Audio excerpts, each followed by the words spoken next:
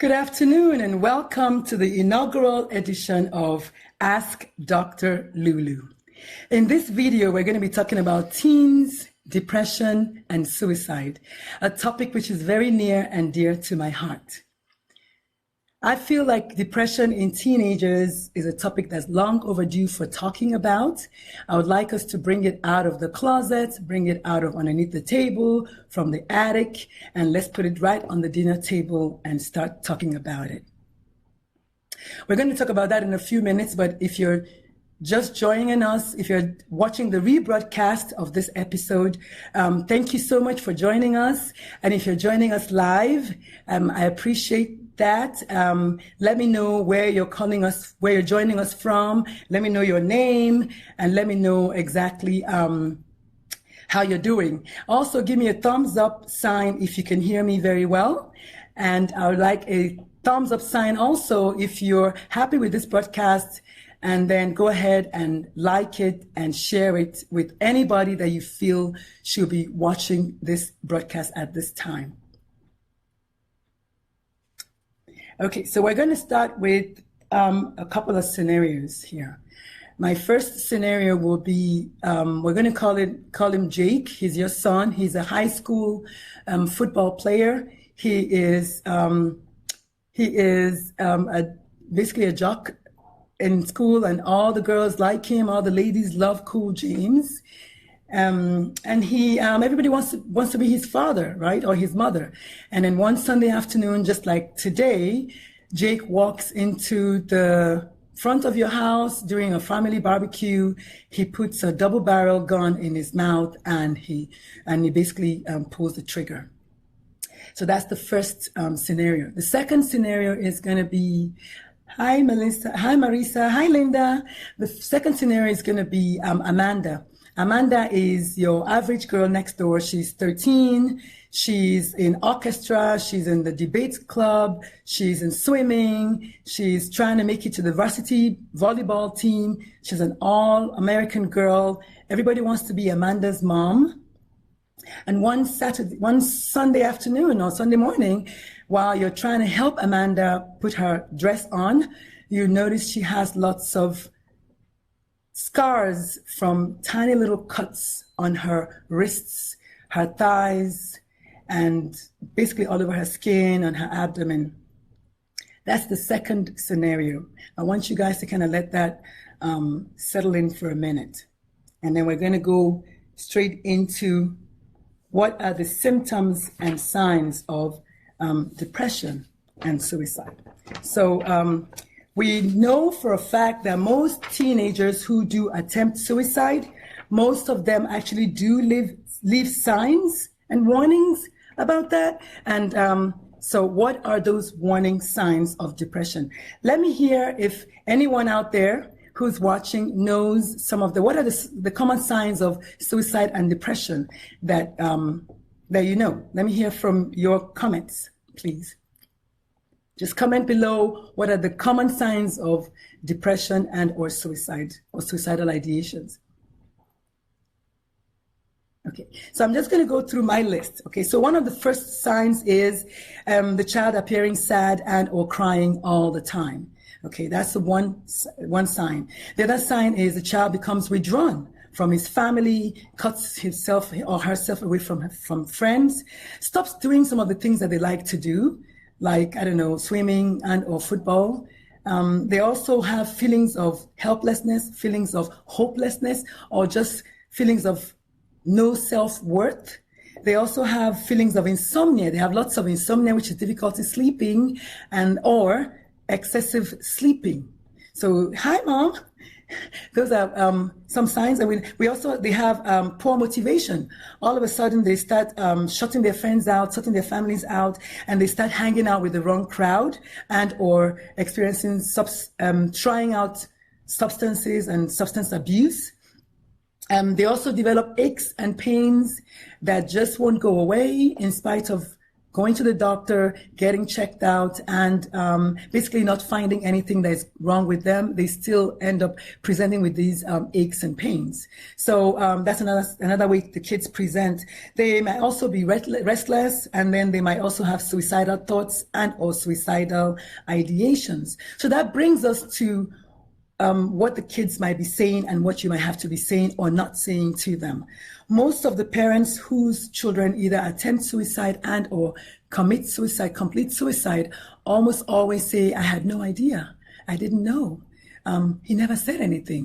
She never said anything. I wish I had said something. I wish she had said something or he had said something. And so what is it that you do not want to say to your child who probably is saying, Mom, I just don't feel like my life is worth anything. I want to go be with grandmother who you know has passed. I want to go be with Uncle Jake who you know has passed. What do you not say to them? So what you do not want to say to such a child is, oh, please, you're just kidding. You're just messing around. Don't we know anybody who has done that before? Thumbs up if you've heard anybody say that, or if you yourself has said that to your child. Or, oh, stop being dramatic. Or you're just being melodramatic. You're just a drama queen. Or that boy is not worth committing suicide or killing yourself about. Or the worst one is, oh, you're not really going to kill yourself. You're just joking. Things like that. What you do want to say to the child is, I hear you. I'm sorry you feel this way. What can I do to help? Those are some of the things you want to say. And let's do this together.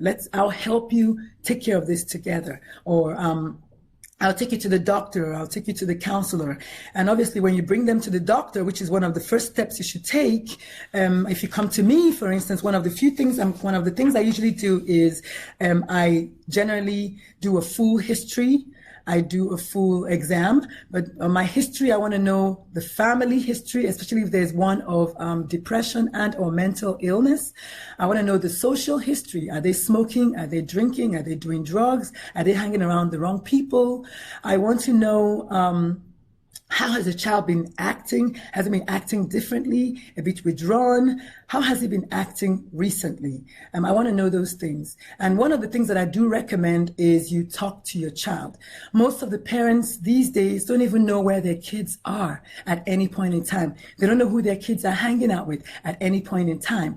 They think they do, but they don't. And so if you share this sentiment, please give me a thumbs up, because I do know this is one of the things that is very big these days. A lot of the teenagers are hanging out with strangers online. They are almost always on the phone. I know it's like pulling a tooth trying to get my 17-year-old to just put his phone away for a minute. My 13-year-old is following in his brother's footsteps. They're almost always online. And we do not know what they're exposed to online, at least most of the time, right? And so you want to definitely talk to your child, find out what the child is feeling at any point in time. Because like I said earlier on, 4 out of 5 children who commit suicide or who at least attempt suicide did leave a warning sign. And talking about numbers and statistics, let me share a few statistics with you. Hopefully you'll be wowed by this, because I was wowed by them. So apparently 1 in 5 teens will experience depression before they become an adult. 1 in 5 teens, so that's 20% of teenagers. And only 30% of those teens will ever seek any kind of treatment or any kind of therapy. We do know for a fact that females tend to present with depression a little bit more than males do. In my opinion, I'm not sure if this is because women tend to be more expressive anyway, because we know that girls tend to attempt suicide more than boys, but boys tend to complete suicide more than girls. So is it that the girls are just more expressive than boys are?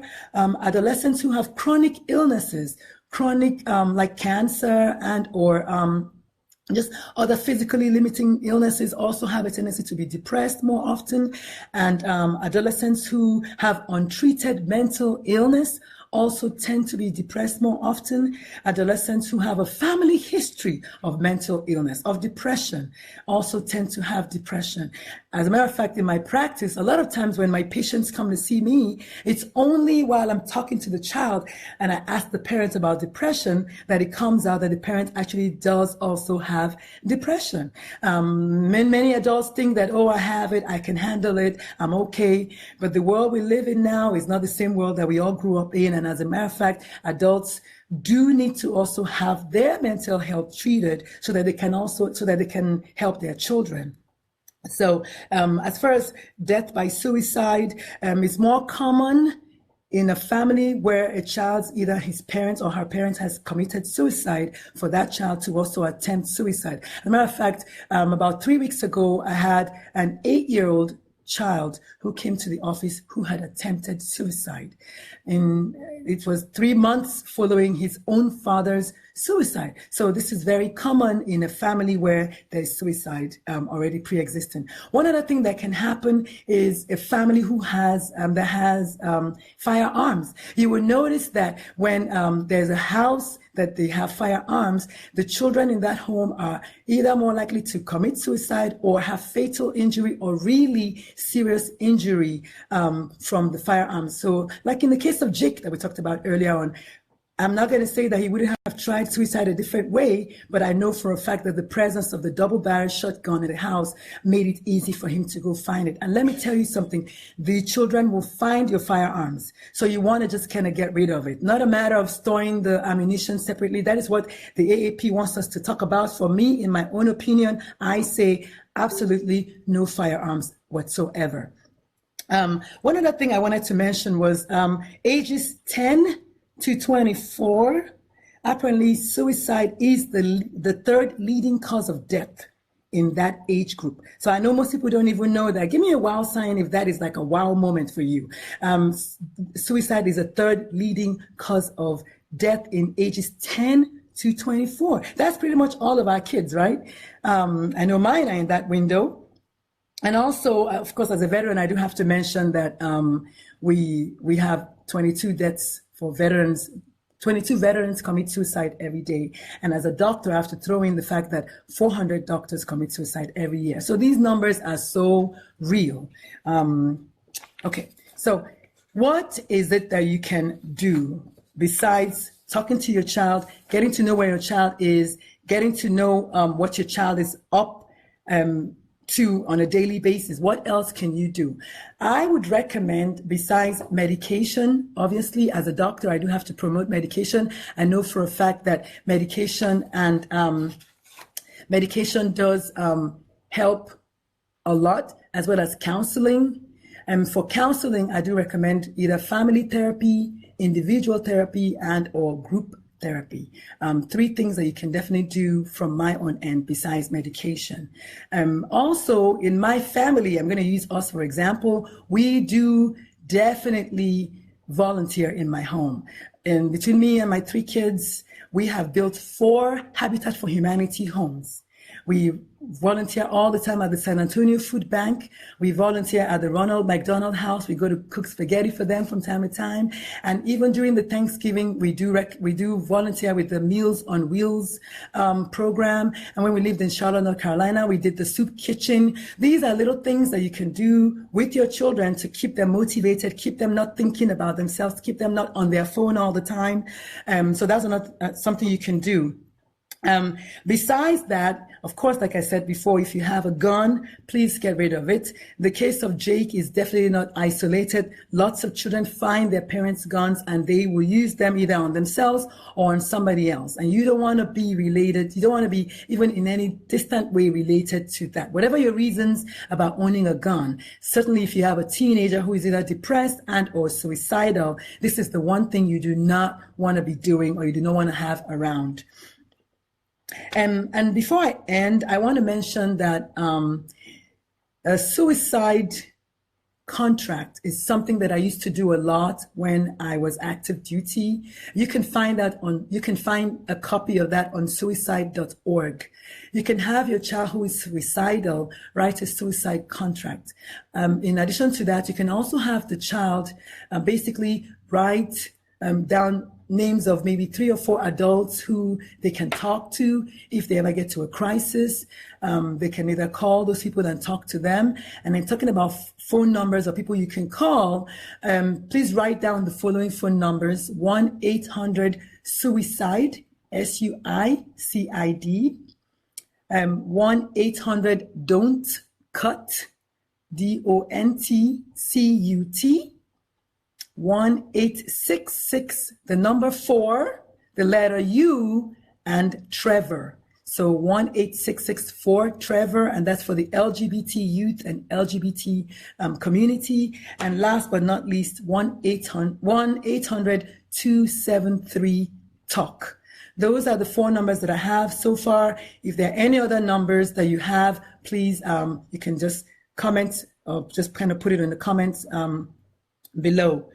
And so that brings me to the question and answer section. So if we have any questions out there, I'll do my best to answer them. If you have any questions, please ask away.